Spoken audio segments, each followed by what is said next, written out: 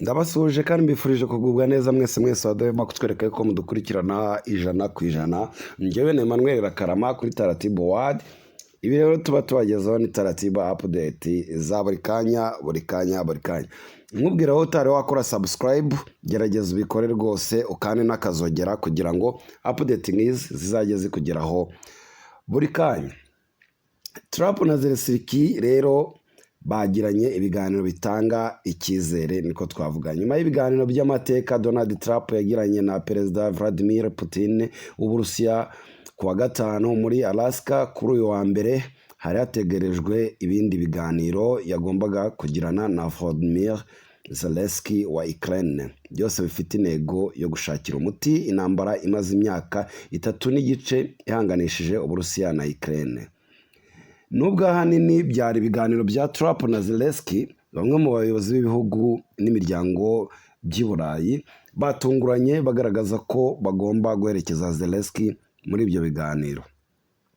Ahanini bitewe n'uko Trump nyuma yo guhura na Putin yabaye nk'uhindura imvugo, agaragaza ko ashyigikiye ko haba amasezerano y'amahoro arambye aho gusinya ay'agahenge k'igihe gito, ndetse avuga ko Ukraine ikwiye kwikuramo ibyo kujya muri NATO. Zelensky yageze muri White House agaragiwe n'abayobozi batandukanye b'i Burayi barimo Emmanuel Macron, perezida w'Ubufaransa, Keir Starmer, minisitiri w'intebe w'Ubwongereza, Friedrich Merz, chancelier w'Ubudage, Giorgia Meloni, minisitiri w'intebe w'Ubutaliyane, Mark Rutte, umunyamabanga mukuru wa NATO, na perezida wa Finland Alexander Stubb. Mu gihe ubwo yaherukaga muri White House, Zelensky atari yambaye ikote costume, benshi bakabinenga. Kuri iyi nshuro yahaserutse yambaye ikote rifite amabara yijimye n'ishati y'umukara. Hafi ya White House haramanitse icyapa cyanditseho ngo wambara ikote muvandimwe. Trump nawe mu kumwakira yabanje kumushimira ati urasa neza muri iryo kote. Bitandukanye n'uko byari bimeze mu biganiro byahurije aba bombi muri Oval muri Gashyantare 2025, ubwo Zelensky yandagajwe bikomeye na Trump ndetse na Vice Perezida JD Vance. Uyu munsi wabonaga ko biri mu mwuka mwiza n'ubwubahane. Trump na Zelensky baganiraga nk'inshuti ndetse banyuzamo bagaseka bakanatebya hamwe na hamwe. Mu ijambo rifungura ibiganiro, Trump yavuze ko ari iby'agaciro kuba yakiriye Zelensky, ndetse avuga ko inama y'uyu munsi ari ingenzi. Avuga ko yizeye ko hari imyanzuro ifatika iza kuvamo. Zelensky yashimiye Trump kubwo kumwakira muri iyi nama, anamushimira imbaraga akomeje gushyira mu gushaka inzira zo kurangiza intambara hagati y'igihugu cye n'Uburusiya. Zelensky kandi yanahaye Donald Trump ibaruwa umugore we yandikiye Melania Trump amushimira ubutumwa bw'amahoro yandikiye Putin, avuga ku bana bo muri Ukraine byavuze ko bashimuswe n'Uburusiya muri ibi bihe by'intambara ihanganishije ibihugu byombi. Ikiganiro n'abanyamakuru cyabanjirije ibiganiro byahuje aba bombi n'ibibahuza n'abayobozi b'i Burayi bamuherekeje. Cyavugiwemo ingingo nyinshi, aho Zelensky yagaragaje ko ashaka kwizezwa umutekano mbere y'uko agira amasezerano yemeranya n'Uburusiya yo kurangiza intambara. Nubwo Trump ateruye niba Ukraine izahabwa ingabo za Amerika zo kwibera amaso mu gihe intambara yaba irangiye, yavuze ko hazabaho umutekano umeze nk'uwa NATO, ariko avuga ko biri bugarukweho mu nama y'abayobozi b'u Burayi. Trump yavuze ko ibihugu by'i Burayi ari byo bikwiye gufata iya mbere muri uwo mutekano wa Ukraine, kuko ari Uburayi ariko tuzabafasha natwe. Muri iki kiganiro Trump yirinze kuvuga niba Uburusiya buzahura n'ingaruka zikomeye mu gihe butaba buhagaritse intambara nk'uko yari yabigarutseho mu cyumweru gishize.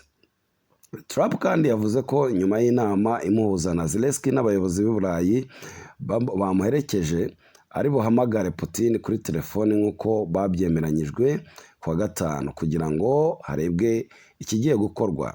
Ati navuganye na Perezida Putin twemeranya ko kugira ikiganiro kuri telefoni iyi nama ikirangira. Ikindi cyatunguranye muri iki kiganiro n'itangazamakuru, perezida wa Ukraine yavuze ko mu gihugu cye hataba amatora bari mu ntambara. Trump mu gutebya yabaye nk'uwibaza ati ni ukuvuga ko mu ntambara mudashobora gukora amatora? Reka turebe, hashize imyaka 3 n'igice ubwo natwe